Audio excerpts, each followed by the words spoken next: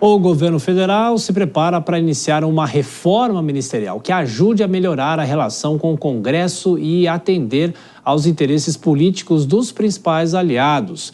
Uma baixa é dada como praticamente certa. O ministro da Defesa, José Múcio, já avisou que pretende sair do cargo. De volta aqui, o repórter André Anelli.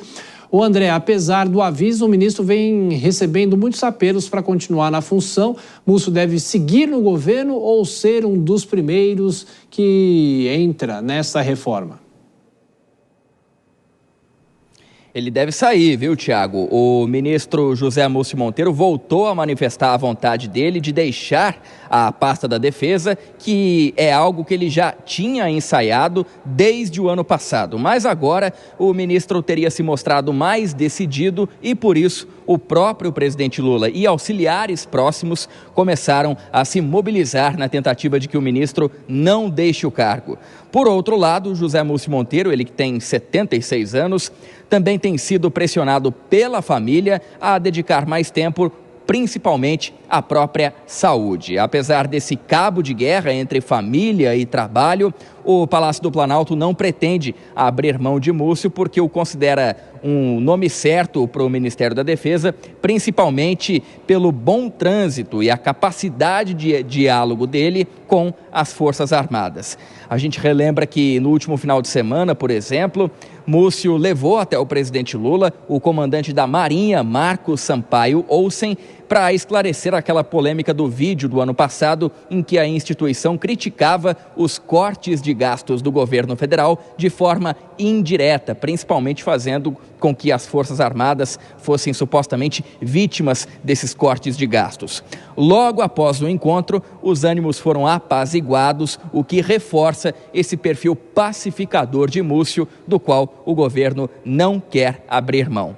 A gente relembra também que em 2022, ao aceitar o convite para integrar o governo, Múcio tinha dito ao presidente que aceitaria o desafio, desde que ficasse por até 2 anos. Esse prazo venceu no fim do ano passado e agora, então, Múcio quer deixar de vez o governo. Tiago. Pode ser o primeiro nome dessa lista. André Anelli com os bastidores, bom trabalho para você. Bom, Dora Kramer, você que tem uma relação com o próprio ministro, né? Conversa com ele muita coisa ele deve te falar nos bastidores e agora é saber, não é? Porque ele, ao que tudo indica, não quer ficar. Tem questões propriamente ditas, né? Que ele sempre apresenta pessoais para expressar essa possibilidade de sair do governo. Não é isso, Dora? É sim, e é como o André falou, exatamente isso. Ele já entrou estabelecendo um prazo para sair. Agora o Zé Múcio, ele leva uma pancadaria interna que não é mole, né? Porque ele é considerado de direita e o PT faz muitas críticas. Mas o presidente Lula sabe perfeitamente reconhecer, até porque o Zé Múcio já foi ministro da articulação política em governos do PT. E ele foi parlamentar, ele foi deputado, ele é absolutamente habilidoso. E esse trânsito dele na área militar é imprescindível ainda para o governo. Então, é como o André, se eu não me engano, usou a expressão cabo de guerra, achei perfeita, é essa mesmo, entre a família e as necessidades do governo. Para o governo, ele é muito útil, ele foi absolutamente competente, mesmo naquelas operações em que atuou junto com Itamaraty para o resgate dos brasileiros em Gaza.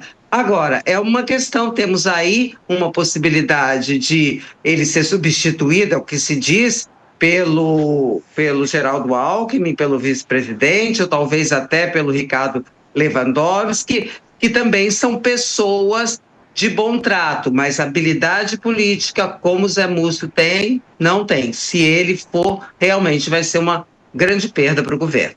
Porque aquela história, né, Kobayashi? Uma reforma ministerial é para se ajustar peças, né, para melhorar o que estaria, entre aspas, dando errado. Mas, ao que tudo indica, não é o caso da defesa, né?